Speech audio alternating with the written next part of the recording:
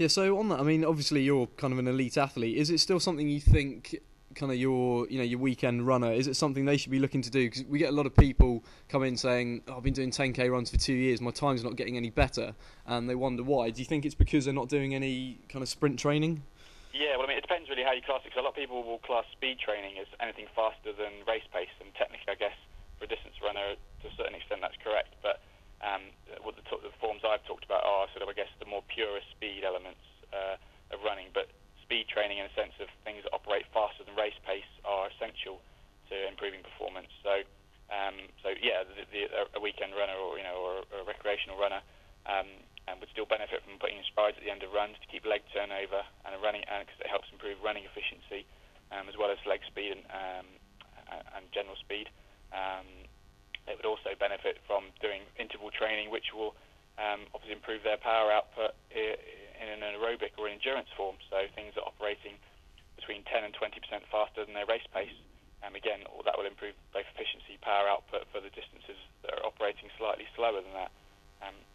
It needs to be specific, get my words out there, but it needs to be relevant to their event at the same time. So you're kind of operating at paces that I guess anywhere between 20% either side of the race pace. Anything obviously a bit more than that wouldn't be specific, and particularly if it's speed work, it's more than 20%, then you're probably looking at something which is less likely to improve performance, but higher risk of injury and less benefit to their training. Okay, and what sort of timings would you put on that in terms of like the time of the interval and the rest times? I know it's going to differ between people, but it's going to it'll differ massively between the events. I mean, if you're looking at, say, let's take a 10k runner for example, so operating at speeds that are similar to 10 to 20% faster than their race pace would normally be speeds that are associated with 5k and 3k racing speeds. So that would be a form of, say, what we call underdistance work, because it's a less amount of volume, but it's a form of speed because it's faster than 10k pace work. But even those people, even if you're a marathon runner, you'd still benefit from doing strides after a run, and that would be strides are just effectively speed runs of 100 metres. right. With walk-back recovery, for example, just where you're operating at not flat out, but a lot faster than you would normally run at. So again, you just get that leg turnover and pace in your legs that you wouldn't normally run at. So it's another stimulus, obviously, on the body, but it's something that will provide usefulness in terms of reacting to a kick in a race or the sprinting at the end of a race, and it's not alien to them. So what about kind of intervals? I know some runners use intervals between sort of 3 and 5 minutes. Is that something you use, or? Yep, Cool. yep. I mean, anything between 3 and 5 minutes is going to be kind of aerobic capacity kind of work. I would sort of call that the general conditioning work for relevant to your race. So it's still specific, but it's not going to be not necessarily the speed, what I would call the speed work side of things.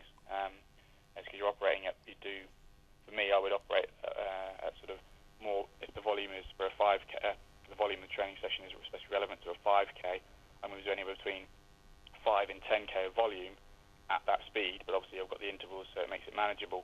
But I would call that a specific workout, not necessarily a speed workout. Okay.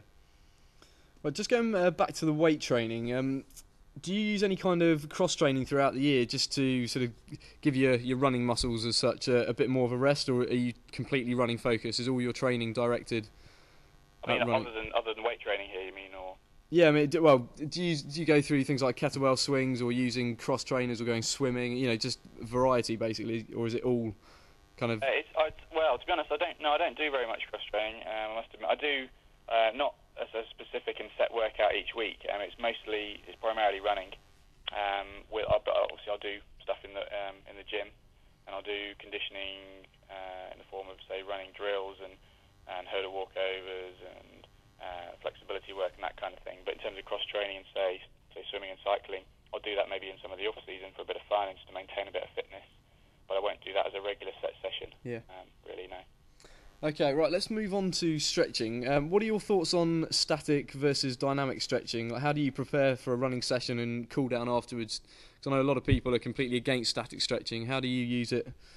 Yeah, sure. I do static stretching, but I don't do it before a workout. Basically, I'll do mainly kind of dynamic warm-up routines and running drill activities to fire up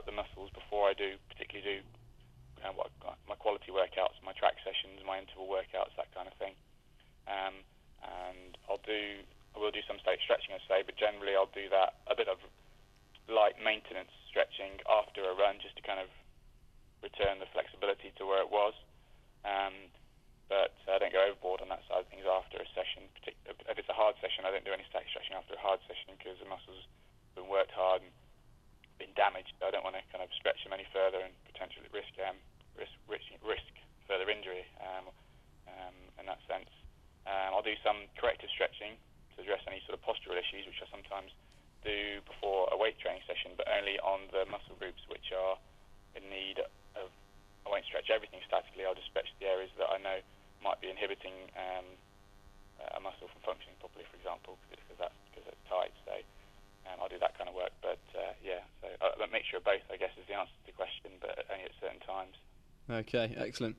Right, in terms of recovery methods, what else do you use to kind of help remove lactic acid after a session and just generally recover? Do you use things like contrast bathing, anything like that? Sometimes after hard sort of interval workouts and that kind of thing, I'll sometimes use like sort of cold shower treatments. If I'm on a training camp or whatever and there's sort of ice baths available, I use those, where we just sort of plunge into the ice bath for 5 or 10 minutes rather than say in for say 30 seconds in, 30 seconds out. I've tried both. I think both can work. Both are useful. I think when I'm at home, which I don't have access to an ice bath, then I'll tend to use.